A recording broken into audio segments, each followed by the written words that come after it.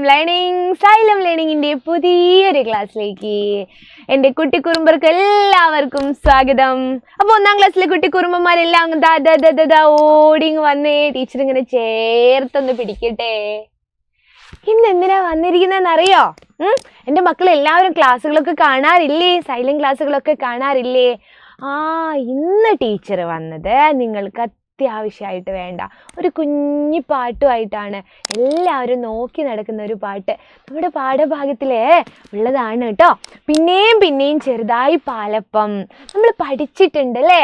നമ്മൾ പഠിച്ചിട്ടില്ലേ? ദാ ഷൈനി, ഇവിടെ ഒരു ഷൈനി എന്ന് പറയുന്ന കുട്ടി ഇരിക്കുന്നുണ്ടല്ലേ? ദാ ഷൈനി ഇവിടെ ഇരിക്കുന്ന കാണുന്നില്ലേ? ഈ ഷൈനി എന്താ ചെയ്യുന്നത്? എന്തോ കഴിക്കുന്നുണ്ട് അല്ലേ? എന്തോ ഒന്ന് കഴിക്കുന്നുണ്ട്. ഇവിടെ ഷൈനിയുടെ പെറ്റായ നായ ഇവിടെ ഇരിക്കുന്നുണ്ട് അല്ലേ? ഇവിടെ ഇതൊരു പൂച്ച ഇരിക്കുന്നുണ്ട്. പിന്നെയും പലരും അവിടെ ഇരിക്കുന്നുണ്ട് അല്ലേ? അതാരൊക്കെയാണെന്ന് നമുക്ക് നോക്കാം. ദാ ഷൈനിക്ക് നോക്കിയേ, കാലിനൊക്കെ എന്തോ ഒരു വയ്യാകിയുള്ള കുട്ടിയാണ്. അതുകൊണ്ട് ഷൈനി എവിടെയാണ് ഇരിക്കുന്നത്? വീൽ ചെയറിലാണ് അല്ലേ? പക്ഷേ ഷൈനിയുടെ മുഖത്ത് നല്ല ചിരിയില്ലേ? അതുപോലെ എൻ്റെ മക്കളെല്ലാവരും ഒന്ന് ചിരിച്ചേ, നന്നായിട്ട് ചിരിച്ചേ.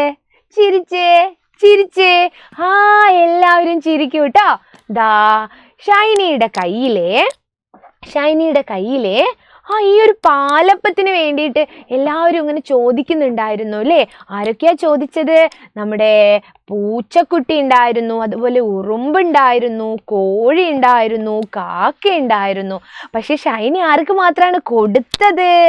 നമ്മൾ കാണുന്നത് ഷൈനിയുടെ പെറ്റ് നായ്ക്ക് മാത്രമാണ് അല്ലേ ഇത് കൊടുത്തത്, പാലപ്പം കൊടുത്തത്. പക്ഷെ ഷൈനിയുടെ പാലപ്പം എങ്ങനെയോ ചെറുതായി.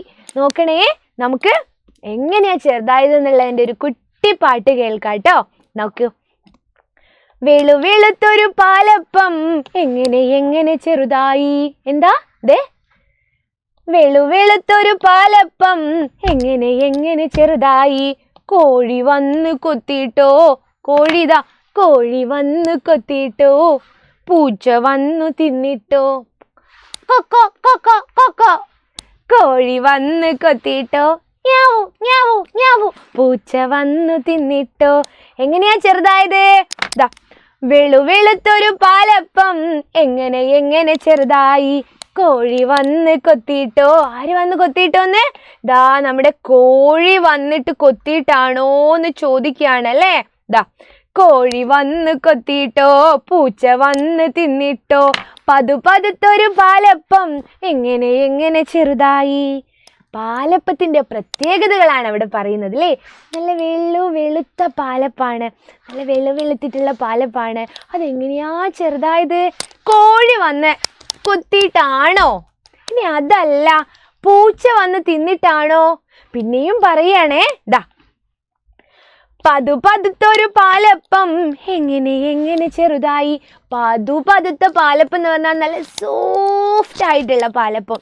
അങ്ങനെ സോഫ്റ്റ് ആയിട്ടുള്ള പാലപ്പം ഷൈനിയുടെ അമ്മ ഉണ്ടാക്കിയതായിരിക്കും അല്ലേ? നിങ്ങളുടെ അമ്മമാരും അത്തരത്തിലുള്ള പാലപ്പം അല്ലേ ഉണ്ടാക്കാറ്?